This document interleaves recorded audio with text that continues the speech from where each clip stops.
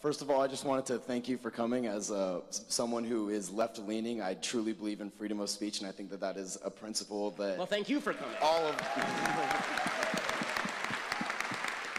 So, my question was about abortion, and I just wanted to know, why exactly do you think a first trimester fetus has moral value? Okay, so a first trimester fetus has moral value because whether you consider it a potential human life or a full-on human life, it has more value than just a cluster of cells. If left to its natural processes, it will grow into a baby. So the real question is, where do you draw the line? So you're going to draw the line at the heartbeat, because it's very hard to draw the line at the heartbeat. There are people who are adults who are alive because of a pacemaker. They need some sort of outside force generating their heartbeat.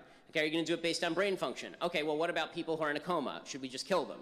Right? The problem is, anytime you draw any line other than the inception of the child, you end up drawing a false line that can also be applied to people who are adults. So either human life has intrinsic value or it doesn't. I think we both agree that adult human life has intrinsic value. Can we start from that premise?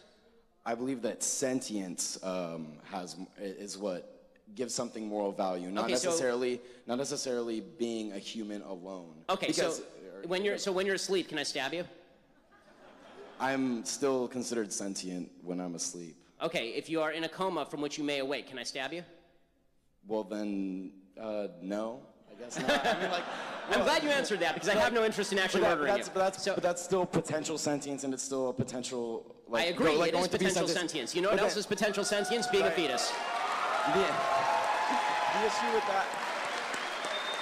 the issue I have with that, though, is that if I'm in a coma and I'm not, like, doing anything to anyone, I'm not causing any issues amongst the world, whereas an unwanted child may or may not be a burden to people. Okay, well, there are lots of people who are unwanted, right? I mean, there are lots of people's parents who are unwanted, right? We're a bunch of college students. You know, the problem is that now you're shifting the argument, right? Before you were making the argument based on the intrinsic value of a life based on sentience, and now you're talking about the level of burden that somebody presents as a separate moral argument.